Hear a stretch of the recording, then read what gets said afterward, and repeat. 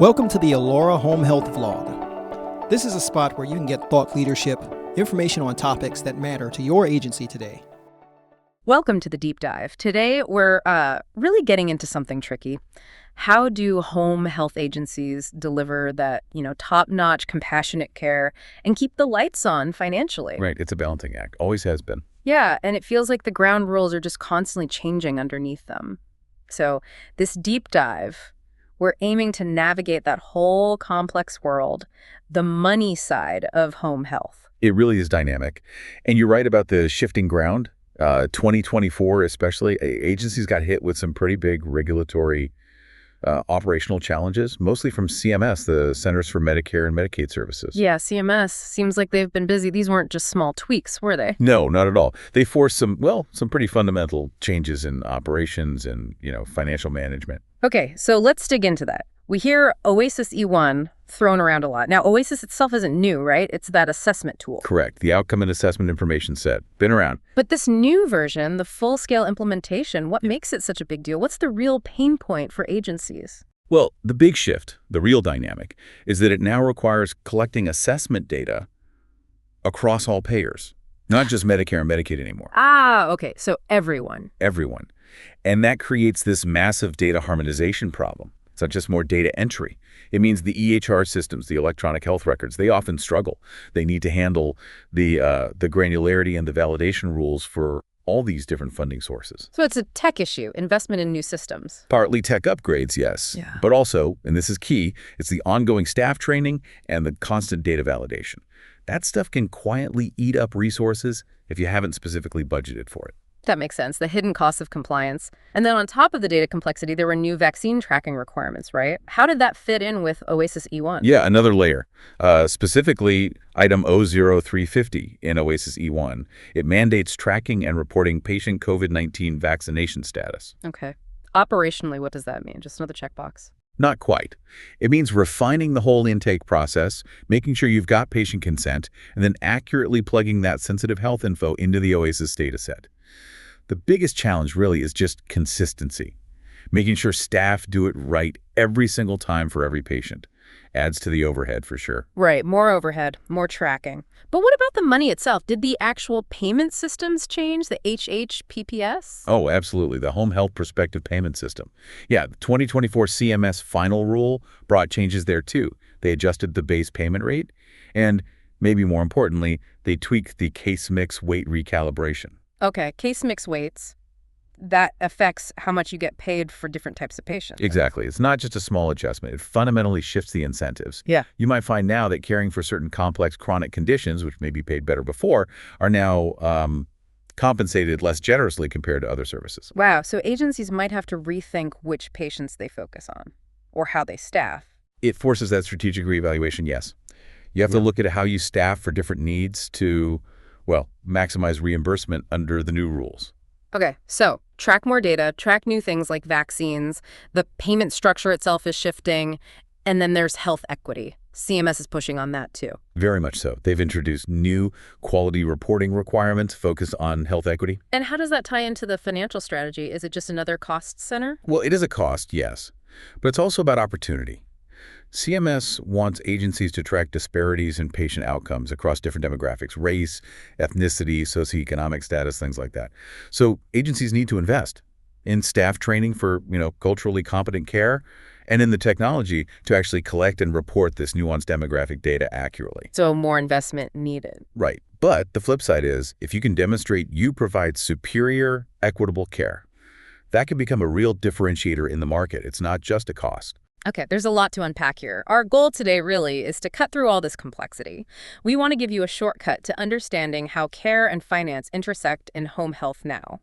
We'll pull out the key strategies: budgeting, allocating resources smartly, new care models, prevention, monitoring performance, even vendor contracts, and of course, technology. Exactly. We want you to walk away with those core insights you need to stay financially healthy and competitive while still delivering great patient outcomes. All right, let's start with the foundation, the budget. You mentioned needing a comprehensive one. What does that really look like in practice, especially with these new challenges? A really solid budget is, it's more than just numbers on a page. It's your strategic roadmap. And yes, it needs to be realistic, flexible, But the insight, maybe the overlooked part, is how many agencies underestimate those hidden compliance costs we talked about. Like the ongoing training for Oasis E1. Exactly. It's not a one-time tech upgrade cost. It's the constant training, the validation efforts, maybe retraining when things change again. That stuff adds up. So a truly flexible budget, it earmarks a specific chunk, maybe say 5 or 10%, just for dealing with these evolving regulatory demands. Okay, a compliance buffer. Makes sense. But in a tight market, how do you justify setting aside cash in a contingency fund? Isn't that hard? It can be, yeah, that's a really good point. But it doesn't have to be this huge pile of cash sitting there from day one. You can build it gradually. Maybe allocate just a small slice of your net revenue each month. Or get creative. Negotiate more flexible payment terms with your suppliers. Use those vendor relationships almost like a form of contingency credit. Interesting. So planning ahead. Proactive planning is everything, so you don't have to scramble and potentially compromise care when the unexpected inevitably happens. And set clear goals, too. Measurable financial goals, like maybe reducing administrative overhead by X% or boosting volume for those specific services that the new HHPPS rules favor. Right. Clear targets. So you've got the budget, the blueprint, but making it happen, that comes down to resources, especially people, right? How do agencies align staffing with the budget? Absolutely. Labor costs. They're almost always the biggest line item for home health agencies. Yeah. So getting staffing levels right is critical. Overstaffing obviously wastes money, but understaffing, that's dangerous too. Yeah, burnout, lower patient satisfaction, maybe even missed visits. Exactly, all of that. So what's a common mistake agencies make here? And is there maybe a less obvious solution that works? A really common pitfall is just relying on old historical averages for staffing, without looking at real-time patient needs, acuity, or even where patients are geographically located. Right. Averages hide the peaks and valleys. They do. Now, a solution that's maybe a bit counterintuitive, beyond just fancy predictive staffing software, is really robust cross-training. Cross-training. Tell me more. Well, think about it. Maybe a home health aide, during some downtime between visits, could be trained to help with some basic admin tasks. Or perhaps a nurse could handle simple intake calls when needed. Increases flexibility. Huge flexibility gains. It reduces potential overtime costs, but also, honestly, it can boost staff morale. People feel more versatile, more valuable. Offering flexible scheduling options helps a ton too, minimizes callouts. I could see that. But what about the non-clinical stuff, like billing, HR? Is outsourcing those functions always a win? Are there downsides, like losing control? It's definitely a trade-off, you're right. Looking big picture, outsourcing things like billing, payroll, HR, it can significantly cut overhead. The potential downsides you mentioned, like loss of control, or maybe that institutional knowledge walking out the door, you can mitigate those. How? Careful vetting of your partners, first off, really clear service level agreements, SLAs, and just keeping those communication lines wide open. If you do it right, the big benefit is freeing up your clinical team to focus purely on patient care. That's their main job. That's where the value is. Yeah, letting clinicians be clinicians makes sense. Okay, let's shift to the care itself, the models of delivery. How can agencies provide that quality care, but also make it, cost effective? This is where technology really starts to change the game. Telehealth and remote patient monitoring, RPM, they've become pretty essential tools. Telehealth for virtual visits, right. Saves on travel time. Exactly. Reduces travel time, cuts those associated costs for things like non-urgent check-ins or follow-ups. It's not about totally replacing in-person visits, but being smarter about when and how they happen, optimizing the mix. Okay. And RPM, the remote monitoring, it's more than just saving gas money, isn't it? It feels like it could prevent bigger problems. That's precisely where the real leverage is.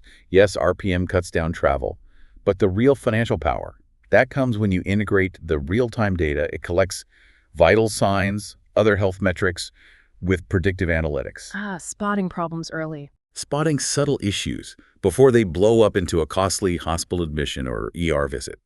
Agencies that get good at using this data, identifying patients at high risk of readmission before things get critical, they can deploy targeted low-cost interventions that really slash those potential penalties from CMS. And you see this used in discharge planning too. Yes, working with hospitals on early discharge programs.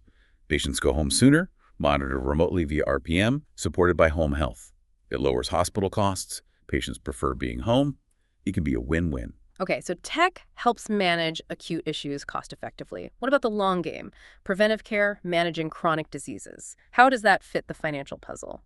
Making that shift from being reactive to truly proactive preventive care, That's a huge strategy for balancing costs and quality. Yeah. It's not just about saying, let's reduce readmissions. It's actually about building patient loyalty and creating more stable long-term revenue. Well, agencies that really invest in strong chronic disease management programs, think diabetes, heart failure, they aren't just saving money on avoidable hospital stays. They're positioning themselves as the patient's main trusted healthcare partner for the long haul. So it drives referrals and stabilizes the caseload. Exactly. You become the go-to. Plus, these programs, often using a mix of in-person and telehealth, allow for regular monitoring, education, early intervention. Good care coordination with other doctors is part of it. 2 smooth transitions, less duplication of services. And patient education. Crucial. Empowering patients and their family caregivers to manage conditions better at home. That directly reduces the chances they'll need more intensive, expensive interventions later. Okay, so we've covered a lot. The budget, resources, care models, prevention.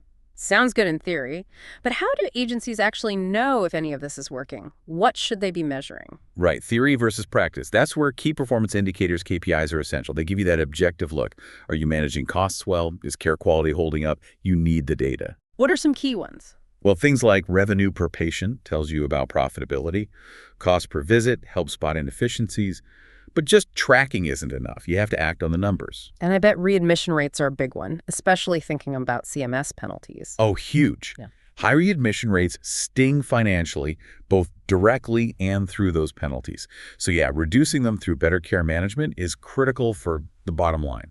Are agencies getting smarter about predicting them? The leading ones are, yes. They're using predictive analytics, often built right into their EHR systems now, to flag those high-risk patients before they even leave the hospital. Yeah. That allows for really targeted follow-up right after discharge, which we know drastically cuts readmissions. Makes sense. And patient satisfaction. Does that tie back to finance? Absolutely. It's not just about having a good reputation, though that matters. High patient satisfaction leads to better client retention and, importantly, more word-of-mouth referrals. It fuels growth. Okay, let's talk vendors. Vendor contracts. Feels like maybe an overlooked area for savings. Can be daunting, though. You hit the nail on the head. Often overlooked, but potentially significant savings are hiding there. It's not just haggling over the price per bandage, right? It's about getting favorable terms overall for medical supplies, yes, but also technology, software support, other services. So any advice for an agency leader feeling overwhelmed by those negotiations? Yeah, a few things. First, try to see vendors as partners, not adversaries. Second, use your data.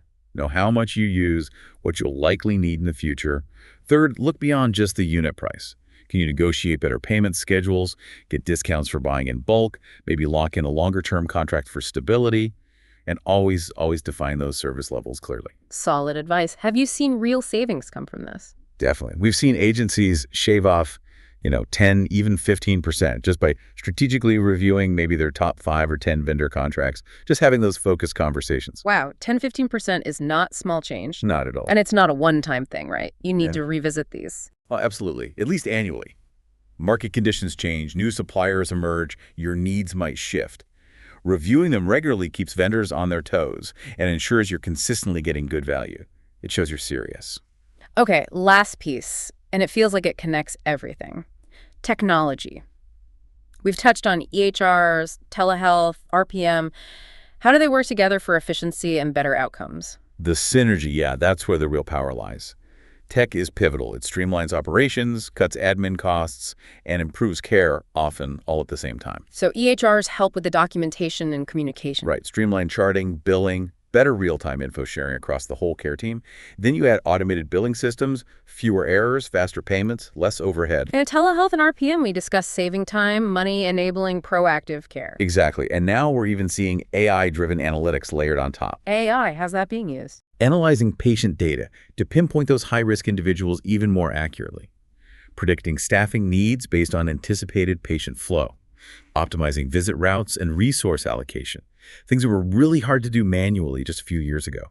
It's all about making smarter, faster, data-backed decisions everywhere. Okay, so let's recap this deep dive. We've really explored that critical tightrope walk between quality patient care and financial health and home health. We talked about meeting comprehensive budgets that are flexible enough to handle those surprise compliance costs. Right. And smart resource allocation, things like cross-training staff, maybe carefully outsourcing some non-clinical work to manage labor costs effectively. We hit on innovative care models, telehealth, RPM, not just as cost savers, but as tools for proactive care, preventing those costly hospital stays. And the long-term value of prevention, those chronic disease management programs. Building loyalty, reducing acute episodes. Plus, the absolute necessity of tracking the right KPIs and actually using that data to make changes. Don't forget optimizing vendor contracts. That often missed opportunity. Right. And finally, how technology, EHRs, automation, telehealth, RPM, even AI ties it all together, creating these powerful synergies, all crucial for navigating today's landscape. Absolutely. It really brings us to a final thought, doesn't it? As all this technology continues to advance, continues to reshape how care is delivered, how will agencies adapt their financial models? Yes, but also how do they make sure that the human side, that compassionate personal touch, stays right at the center of everything they do? That's the core question, isn't it? Maintaining that balance. It's going to be fascinating and critical to watch how agencies navigate that in the coming years. And, this deep dive is brought to you by Allura Home Health Software. And they're really all about being that comprehensive solution for agencies, Yeah, like that one platform that you can manage almost everything from. Which is interesting because Allura seems to really want to keep the whole industry in the loop. Not just about their software. Right, but about all the latest developments and regulations and, even just the news that affects agencies. They really are a top provider of home health software for both skilled and non-skilled agencies. And when they say complete agency management solution, they mean it. It really is designed to help everyone from the CEO to the caregivers in the field. Head over to allurahealth.com or give them a call at 1-800-954-8250 for a free software assessment. They can help you take your agency to the next level. And that's a wrap for this deep dive. Until next time. We'll be back soon with more insights and advice to help you navigate the ever-changing world of home healthcare. Stay tuned.